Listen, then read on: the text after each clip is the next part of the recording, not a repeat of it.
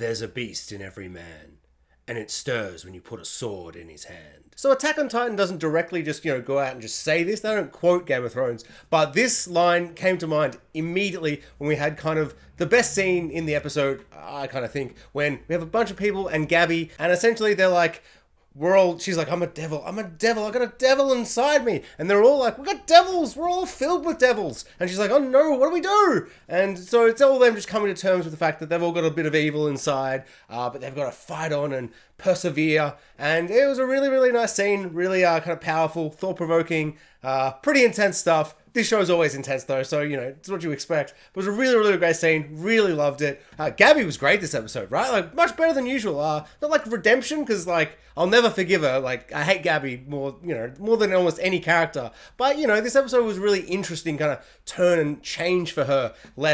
She's less Eren in this episode. And now, because of Eren going full crazy, she's kind of focused more back on Falco, which is really, really nice. Really like the kind of aftermath feeling this episode had. Like last episode, the rumbling begins, the walls crumbled, all the giant colossals, and this episode, they're just still going, just like so many of them are just walking, and this whole episode, we're focusing on pretty much everyone but Eren. Like the last 2, 3, 4 episodes, we've focused entirely on Eren. It's just been Eren's story, Eren, Zeke. So Mikasa and Armin, they've like barely been in it. So it's really, really great to see all of them dealing with the aftermath. I love how Mikasa and Armin and everyone's like, what do we do? This is crazy. This is too much.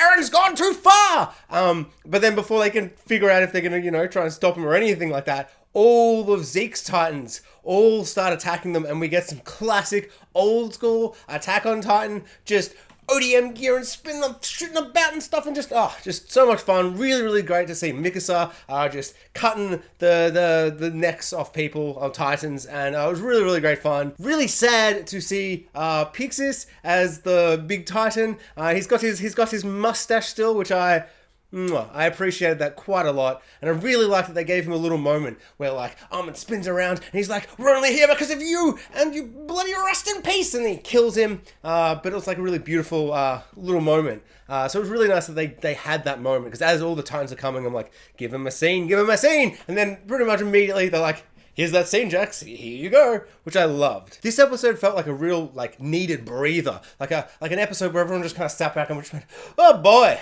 the last couple episodes have been a lot. It's been a lot. And there was lots of fun action, all that stuff. But there was a lot of just characters just been like, oh my god, I can't believe he did the rumbling. What the hell? That's crazy. So I really, really appreciated that. Felt like a much needed kind of breather episode where nothing big or crazy happens. Oh, that's right. Actually, no. This show is like, you will not get a single 20-minute episode without something absolutely crazy and huge happening. And we get the reveal that... Addie's back! Finally! After like 60 episodes, like, she's been in a couple of flashbacks, which have all been spectacular. But since season 1, like, I feel like that came out like 20 years ago. Like, I don't know when, but I feel like that was a very, very long time ago when that first season dropped. I remember watching with all my mates and being like, oh my god, the female Titan's like the craziest, coolest character. I can't wait to see what she does next. Frozen forever, it seemed. Like Zeke, the Beast Titan, all the, like, Marley, like, just so much has happened and been revealed, and she's just like, still frozen. That's fine, that's cool. I liked having this, like, on the back burner, just waiting. There was, like, a reveal at one point, to have Armin, like, piecing it all together, and, like, I didn't see it coming. Like, she's just so not on, like, my mind during this, like, show at all at the moment, so to have him be like, runners, hardening, stop, because Eren did the hardening, and then like 2 seconds before like it happened, I'm like, wait, is that possible? Oh my god, it's over! So yeah, amazing cliffhanger, super, super exciting. I cannot wait for more. It's just, this show is just too good. It's too exciting, it's too amazing. I love that the whole episode we're just focusing on all the side characters that aren't Eren, our big main god, whatever the hell he's become now, founding Titan, and we're focusing on all these little stories, and he's not even in it. We don't even see the big whatever the hell he turned into. We just see colossal Titans all in the background, just going, and like there's just such a, I don't know, just the fact that they're going for the whole episode, like there's never a point where they're like, well, that's the last Colossal Titan. I guess that's it. It's just like, no, they just keep coming and coming and coming. Like, how many are there? 1,000 billion million? That's crazy. Amazing episode. Spectacular stuff.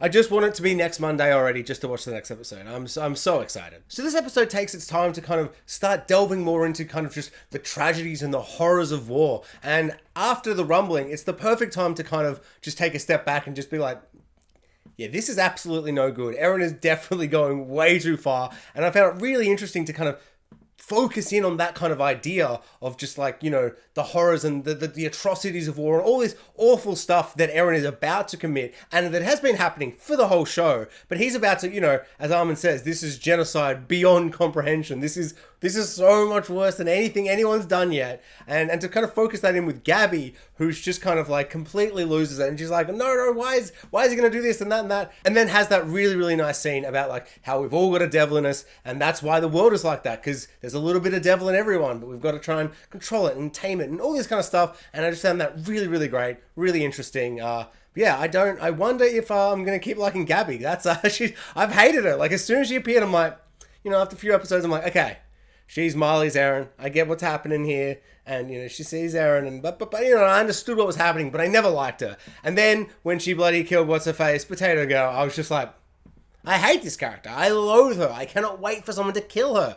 But now it's turned again, and I'm like, do I like this character again? Redemption for Gabby? Like, who would have guessed? And it doesn't hurt when that girl's like, oh my god, I'm gonna die. And I'm like, okay, Mikasa's gonna come. Because I don't know, I was just like, wanting more Mikasa in my life at that point. And then suddenly Gabby appears and she's like, shoot the thing, and just explosion of blood. And she's just like, oh, and you have that slow-mo shot. And I was like, oh my god, Gabby's awesome right now. That's crazy. Sweet ass Titan kills. You're gonna get back in my good books with some of those sweet action scenes. I'm a simple man.